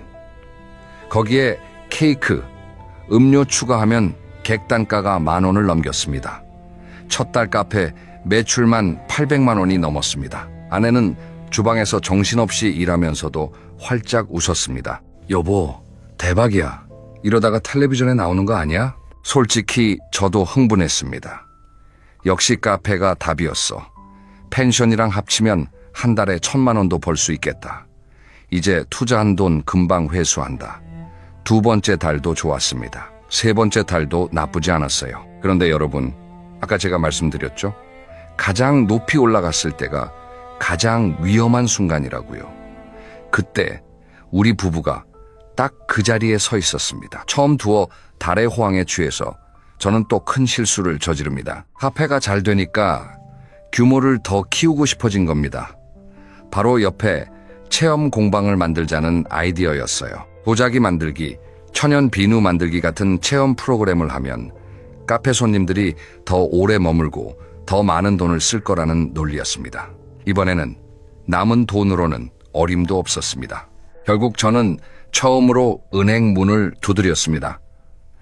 땅과 건물을 담보로 1억 5천만 원을 빌렸습니다. 평생 남에게 빚 한 번 안 지고 살았던 사람이 63세 처음으로 대출을 받은 겁니다. 은행에서 서류에 도장을 찍는 제 손이 떨렸습니다. 하지만 그때는 이 떨림이 두려움인지 설렘인지 구분이 안 됐어요. 카페가 이렇게 잘 되는데 체험 공방까지 하면 1년이면 다 갚을 수 있다고 믿었습니다. 은행 직원이 조심스럽게 말했습니다. 어르신, 시골 부동산은 가격 변동이 크시고 담보 가치가 떨어질 수 있습니다. 신중하게 생각해 보세요. 저는 웃으며 대답했습니다. 걱정 마세요. 우리 카페 매출 보면 이자쯤은 눈 감고도 낼 수 있으니까. 그 자신감이 어디에서 나왔는지 지금도 모르겠습니다. 고작 두어 달 장사가 잘 됐다고 그 돈이 영원히 계속될 거라고 믿었으니까요. 체험 공방 공사가 시작됐고 추가로 바베큐 시설도 확장했습니다. 여기에 주차장이 좁다며 옆단까지 임대해서 주차장을 넓혔어요. 모든 게 빠르게 그리고 크게 돌아가고 있었습니다. 겉으로 보기에는 번창하는 사업가 부부였지만 속으로는 시한폭탄 위에 앉아 있었던 겁니다. 문제는 그해 여름이 지나면서 본격적으로 터지기 시작했습니다. 카페 매출이 슬슬 줄어들기 시작한 거예요. 이유는 간단했습니다. 시골 카페라는 게 한 번 가보면 그만이거든요. 신기해서 한 번은 가지만 두 번, 세 번 찾아올 이유가 없는 겁니다. 게다가 우리 카페가 소문이 나니까 근처 마을에서도 비슷한 카페가 하나둘 생기기 시작했습니다. 차로 10분 거리에 더 크고 더 예쁜 카페가 문을 열었는데 거기는 젊은 사장이 운영하면서 인스타그램 마케팅을 기가 막히게 하더라고요. 우리 같은 60대 부부가 그런 걸 따라갈 수가 없었습니다. 가을이 되자 카페 매출은 봄의 절반으로 떨어졌습니다. 겨울에는 또 손님이 사라졌고요. 체험 공방은 학교 단체 예약이 간혹 있었지만 그것만으로는 인건비도 안 나왔습니다. 그런데 대출 이자는 매달 정확하게 나가잖아요. 한 달에 120만 원씩. 여기에 카페 재료비, 전기세, 가스비, 인건비까지 합치면 카페만 운영하는데 한 달에 400만 원이 넘게 들어갔습니다. 매출은 200만 원도 안 되는 달이 생기기 시작했고요. 적자가 눈덩이처럼 불어나기 시작했습니다. 처음에 3천만 원 남았던 운영 자금은 벌써 바닥을 드러냈고 매달 적자분을 메우기 위해 또 카드를 쓰고 마이너스 통장을 만들고 빚이 빚을 부르는 악순환이 시작된 겁니다. 그때 제 국민연금이 매달 140만 원 나오고 있었는데 그 돈이 전부 카페 운영비로 들어가고 있었습니다. 아내와 제가 먹고 사는 생활비는 어디서 나왔을까요? 신용카드 돌려막기였습니다. 여러분, 신용카드 돌려막기라는 게 얼마나 무서운 건지 아십니까? 이 카드 빚을 저 카드로 갚고 저 카드 빚을 또 다른 카드로 갚고 빚은 줄어드는 게 아니라 이자가 붙어서 점점 불어나는데 눈앞에 급한 불만 끄니까 전체 규모가 얼마인지도 모르게 됩니다. 제가 바로 그 상태였습니다. 그런데 돈 문제보다 더 심각한 것이 있었습니다. 아내의 건강이었어요. 아내 순자 씨는 카페 주방에서 하루에 10시간 넘게 일하고 있었습니다. 주문이 밀리면 점심도 못 먹고 서서 일했고요. 서울에서는 주로 앉아서 생활하던 사람이 갑자기 육체 노동을 시작하니 몸이 견딜 리가 없었습니다. 처음에는 허리가 아프다고 하더니 나중에는 아침에 침대에서 일어나지를 못하는 날이 생기기 시작했습니다. 여보, 허리가 안 펴져. 아내가 이를 악물고 일어나는 모습을 볼 때마다 가슴이 찢어지는 것 같았습니다. 하지만 아내를 쉬게 할 수가 없었어요. 아내가 안 하면 제가 주방에 서야 하는데 저는 커피 한 잔 내릴 줄 모르는 사람이었으니까요. 직원을 쓸 돈도 없었습니다. 결국 아내는 파스를 뜯어붙이고 진통제를 먹고 다시 주방으로 들어갔습니다. 30년 동안 공장에서 저를 기다리며 살림만 하던 사람이 환갑이 넘은 나이에 이 고생을 하고 있는 거였습니다. 제가 꿈꾸던 전원 생활이 이런 거였을까요? 아내에게 편한 노후를 보내주겠다며 시골로 내려온 제가 오히려 아내를 더 혹사시키고 있었습니다. 그러던 어느 가을 날이었습니다. 점심 손님이 빠지고 잠깐 쉬는 시간에 아내가 주방에서 쿵하는 소리와 함께 쓰러졌습니다. 달려가 보니 아내가 바닥에 엎드려서 울고 있었어요. 못하겠어. 이제 진짜 못하겠어. 허리가 안 움직여. 병원에 데려갔습니다. 시골에서 가장 가까운 종합병원까지 차로 40분을 달려야 했습니다. 검사 결과 허리 디스크가 심하게 터져서 수술이 필요하다고 했습니다. 수술비가 얼마였는지 아십니까? 보험 적용이 안 되는 비급여 항목까지 합치면 1,200만 원이 나왔습니다. 통장에 남은 돈은 200만 원도 안 되는 상황이었습니다. 딸 민지한테 전화를 했습니다. 민지야, 엄마가 쓰러졌다. 허리 수술을 해야 하는데 돈이. 전화기 너머로 딸의 한숨 소리가 들렸습니다. 아빠, 내가 말했잖아. 시골 가지 말라고. 서울집 팔지 말라고. 민지의 말이 비수처럼 꽂혔지만 틀린 말이 아니었으니 반박할 수가 없었습니다. 딸이 수술비를 보태줬습니다. 결혼 자금으로 모아두었던 돈을 빼서 보내준 거예요. 그 돈을 받는 순간 제 자존심은 완전히 바닥에 내려앉았습니다. 평생 자식한테 돈 한 푼 안 타 쓰고 살겠다던 사람이 딸의 결혼 자금까지 가져다 쓰는 신세가 된 겁니다. 아내는 서울로 올라가서 수술을 받았습니다. 딸 민진의 집에서 회복하기로 했어요. 저는 시골에 남았습니다. 카페와 펜션을 누군가는 지켜야 하니까요. 아내가 떠난 뒤 처음으로 혼자 시골 밤을 보냈습니다. 그 적막함이란 게 도시 사람은 상상도 못합니다. 사방이 깜깜한 시골 밤에는 제 숨소리만 들려요. 바람이 불면 나뭇가지가 스치는 소리가 마치 누가 창문을 두드리는 것 같아서 심장이 멎을 것 같았습니다.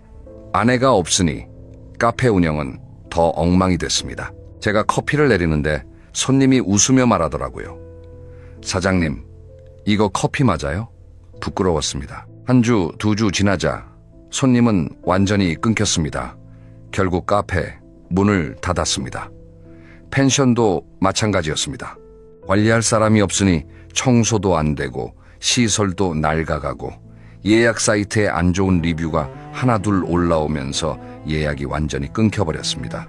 혼자 남은 시골집에서 저는 매일 아침 텅 빈 카페 의자에 앉아서 창밖을 바라보았습니다. 한때 손님들의 웃음소리로 가득했던 그 공간에 이제는 먼지만 쌓이고 있었습니다.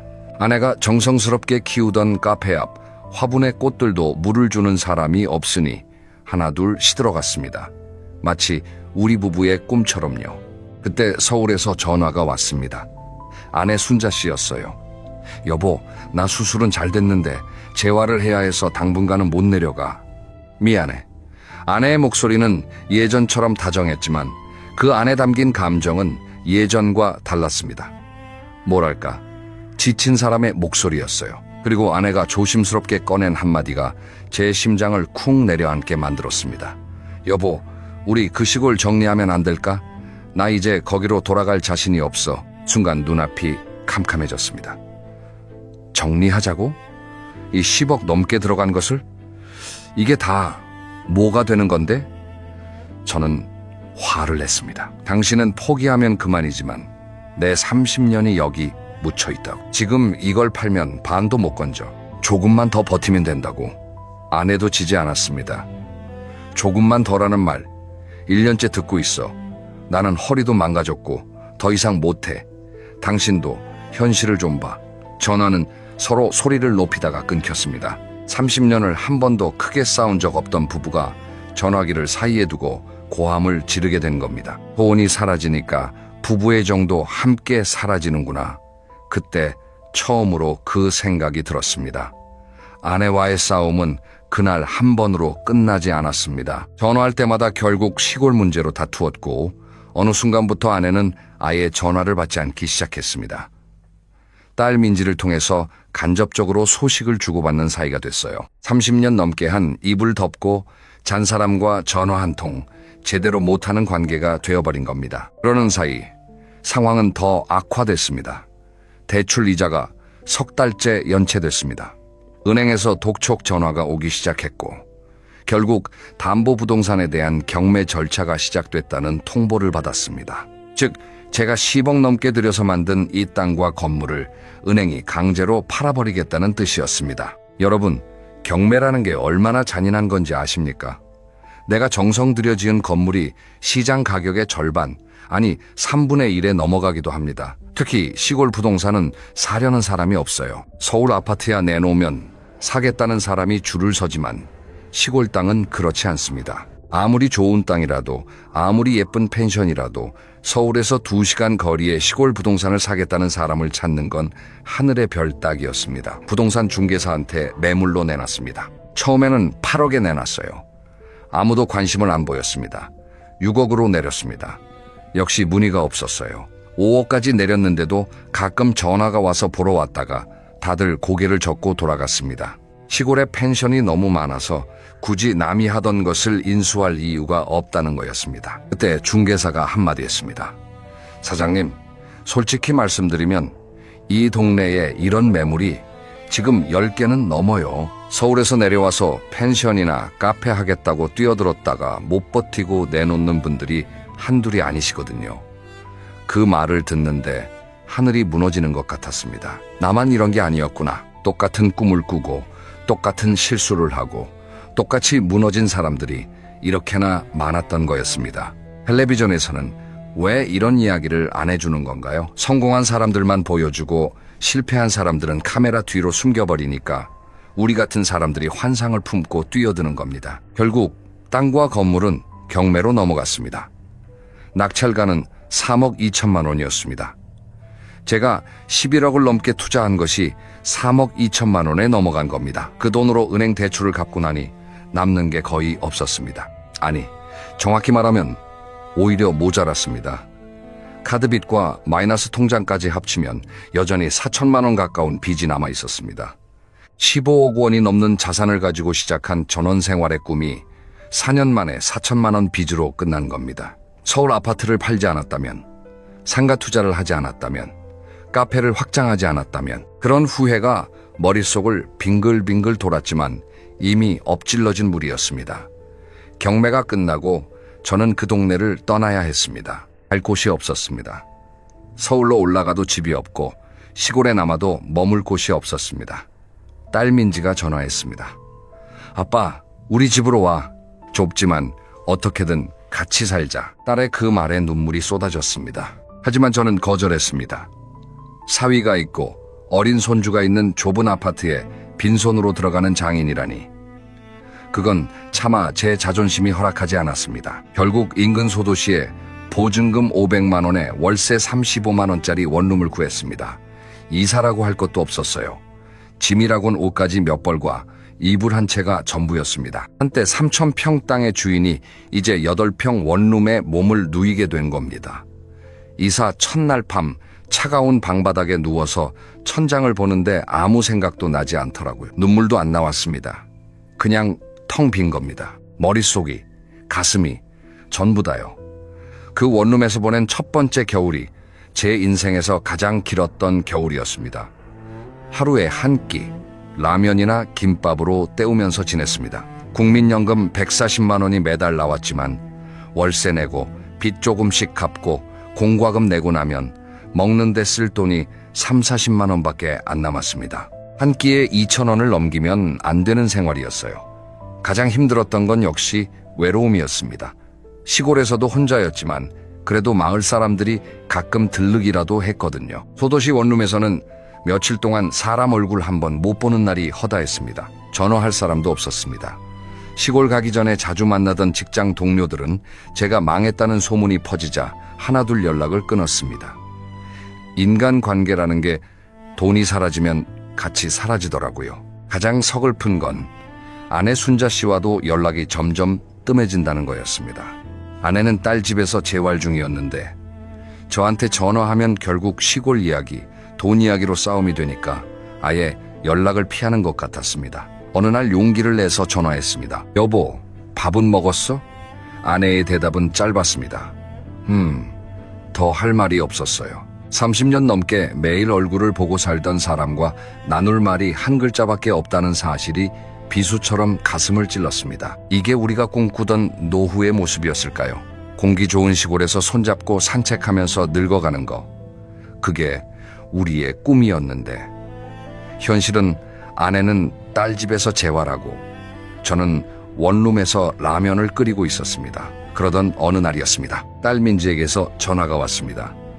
아빠, 좀 침착하게 들어. 엄마가 이혼하고 싶다고 해.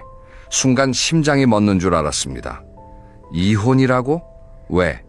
민지가 조심스럽게 말했습니다. 엄마가 그러는데 아빠랑 같이 있으면 또 시골 이야기, 사업 이야기만 할 것 같아서 더 이상 못 견디겠대. 엄마 허리도 아빠 때문에 이렇게 된 건데 자기 남은 인생은 조용히 살고 싶대. 아빠 때문에. 그 세 글자가 제 가슴에 못을 박았습니다. 틀린 말이 아니니까요. 시골 가자고 한 것도 저, 펜션 짓자고 한 것도 저, 카페 확장하자고 한 것도 저였으니까요. 아내는 매번 저를 따라왔을 뿐인데 결국 건강도 잃고 노후 자금도 잃고 이제는 남편까지 잃고 싶다고 하는 거였습니다. 미안하다는 말밖에 할 수 없었습니다.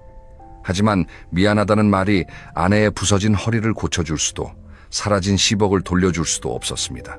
이혼 서류에 도장을 찍던 날 법원 복도에서 아내를 마주쳤습니다.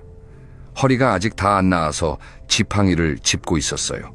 한때 꽃단장하고 시골 카페에서 손님을 맞이하던 그 사람이 법원 복도에서 지팡이를 짚고 절뚝거리는 모습, 차마 눈을 마주칠 수가 없었습니다. 아내가 먼저 말했습니다. 원망은 안 해요. 그때 나도 좋다고 했으니까. 그런데 당신, 이제 제발 무리한 일은 하지 마요. 나이 생각 좀 해요. 그게 아내가 제게 한 마지막 말이었습니다. 법원을 나서는 아내의 뒷모습을 보면서 저는 한참을 서 있었습니다. 30년 전 반지하 단칸방에서 같이라면 끓여 먹으며 웃던 그 여자가 지금 지팡이를 짚고 혼자 걸어가고 있었습니다. 그때의 우리에게 30년 후에 이렇게 될 거라고 말해줬다면 과연 믿었을까요? 이혼 후 한동안은 정말 아무것도 하지 않았습니다. 하루 종일 원룸 바닥에 누워서 천장만 보았습니다.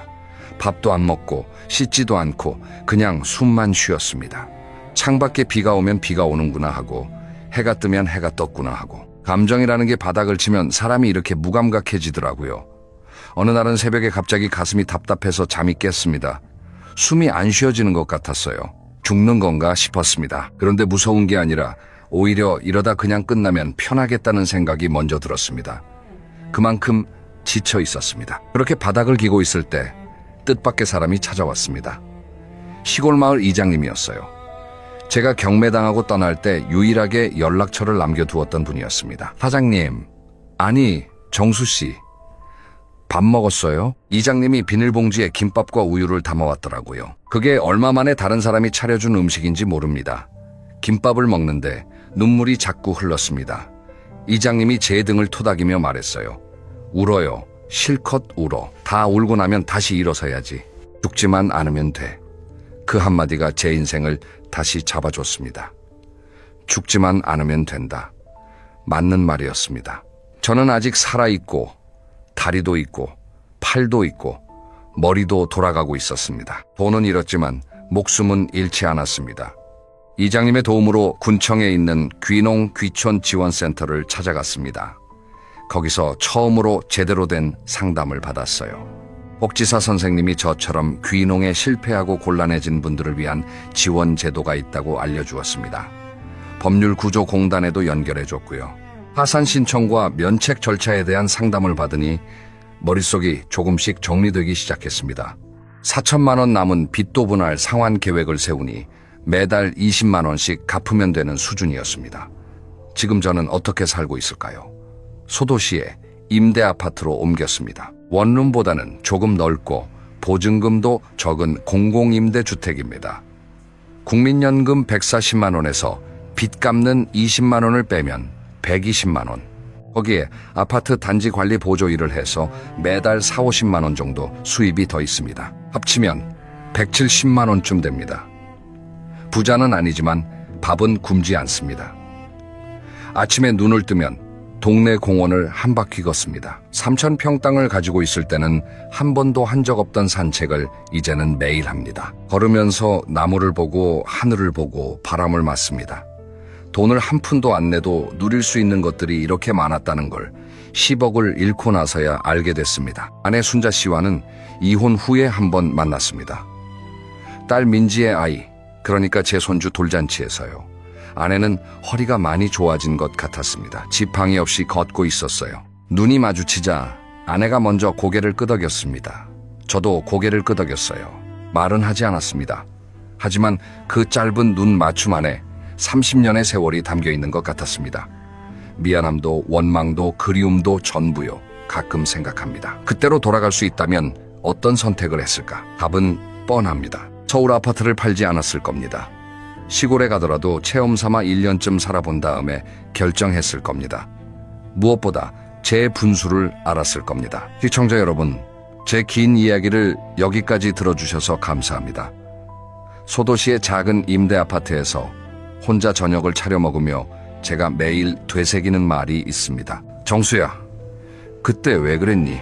오늘 제가 여러분께 전해드리고 싶은 건 단순한 실패담이 아닙니다. 여러분만큼은 제가 걸었던 이 길을 걷지 않기를 바라는 간절한 마음입니다. 제가 10억 원이 넘는 돈을 4년 만에 날리고 나서 뼈저리게 깨달은 것들이 있습니다. 이것만큼은 꼭 기억해 주십시오. 첫째, 살던 집을 팔고 퇴로를 끊는 것은 절대로 하지 마십시오. 귀농이든 귀촌이든 사업이든 잘 안 되면 돌아올 곳이 반드시 있어야 합니다. 서울 아파트를 팔지 않았다면 저는 최악의 경우에도 다시 서울로 돌아올 수 있었습니다. 그 아파트가 제 마지막 안전망이었는데 제 스스로 그걸 걷어차버린 겁니다. 여러분의 집은 지키십시오. 그게 여러분의 마지막 성벽입니다. 둘째, 시골 생활과 시골 사업은 전혀 다른 세계입니다. 경험 없이 뛰어들지 마십시오. 텔레비전에서 보는 전원 생활은 편집된 환상입니다. 실제로 농사를 짓고 펜션을 운영하고 카페를 하려면 전문적인 지식과 경험이 필요합니다. 최소한 1년은 그 동네에서 임대로 살아보면서 현실을 확인한 뒤에 결정하십시오.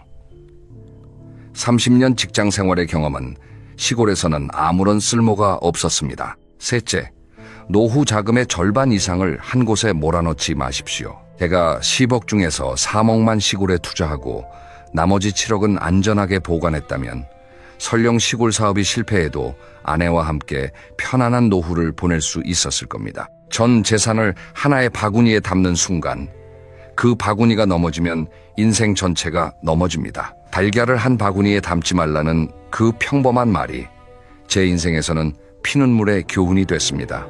그리고 하나 더요. 돈보다 사람이 먼저입니다. 제가 가장 후회하는 건 10억을 잃은 것이 아닙니다. 30년을 함께한 아내를 잃은 겁니다. 사업에 눈이 멀어서 아내의 건강을 돌보지 못했고 아내의 말에 귀를 기울이지 못했습니다. 돈은 다시 벌 수 있지만 건강은, 관계는 한 번 깨지면 돌이키기가 너무 어렵습니다. 지금 옆에 있는 배우자, 그 사람이 여러분의 가장 큰 자산입니다. 절대로 돈 때문에 그 사람을 잃지 마십시오. 혹시 지금 나는 설마 저렇게까지 되겠어 하고 생각하시는 분 있으신가요? 저도 그랬습니다. 30년 성실하게 살았으니까 시골 가서도 잘 될 거라고 자만했습니다. 하지만 성실함과 판단력은 다른 문제더라고요. 아무리 성실한 사람이라도 잘못된 방향으로 성실하면 더 빨리 망하는 겁니다. 방향이 먼저이고 노력은 그 다음입니다. 오늘 제 이야기를 정리하면요. 기억해 주실 건 딱 3가지입니다. 첫째, 살던 집은 절대 팔지 마라. 둘째, 경험 없이 시골 사업에 뛰어들지 마라. 셋째, 전 재산을 한 곳에 몰아넣지 마라. 이 3가지만 지키셔도 여러분의 노후는 제 노후와는 완전히 다른 모습일 겁니다. 지금 혹시 귀농이나 귀촌을 계획하고 계신 분이 있다면 제 비참한 경험을 거울 삼아 한 번 더 신중하게 생각해 주십시오. 시골에 가는 것 자체가 나쁜 건 아닙니다. 다만 준비 없이 환상만 가지고 전 재산을 걸고 가는 것이 문제인 겁니다. 충분히 알아보고 경험해보고 최악의 경우를 대비한 뒤에 움직이셔도 늦지 않습니다. 저는 오늘도 아침에 동네 공원을 걷습니다. 10억 자산가가 아니라 오늘 하루를 무사히 살아낸 한 노인으로서요. 예전에는 3,000평 땅의 주인이었지만 지금은 공원 벤치 하나가 제 왕좌입니다. 그 벤치에 앉아서 하늘을 보면 생각합니다. 3,000평이 없어도 하늘은 여전히 넓구나. 10억이 없어도 바람은 여전히 불어오는구나. 제가 그토록 갖고 싶었던 전원 생활의 평화는 사실 땅에 있는 게 아니라 마음에 있었던 건데 그걸 왜 10억을 잃고 나서야 알았을까요? 오늘 제 이야기가 여러분의 소중한 노후를 지키는데 작은 방패라도 되었다면 저는 그것만으로 충분합니다. 저 같은 사람이 다시는 나오지 않기를 진심으로 바랍니다. 도움이 되셨다면 구독과 좋아요로 응원해주세요. 여러분의 응원이 저처럼 무너진 사람에게는 다시 일어설 힘이 됩니다. 주변에 귀농이나 퇴직금 투자로 고민하는 분이 계시다면 이 영상을 꼭 공유해주세요. 그분들의 소중한 노후 자금을 지켜주는 선물이 될 수 있습니다. 오늘도 평안한 하루 되시고 여러분의 노후는 따뜻하고 안전하기를 기원합니다. 다음 영상에서는 귀농에 성공한 분들의 공통점, 그리고 실패하지 않기 위해 반드시 확인해야 할 체크리스트를 알려드리겠습니다. 그때까지 건강하게 지내주세요. 지금까지 박정수였습니다. 감사합니다.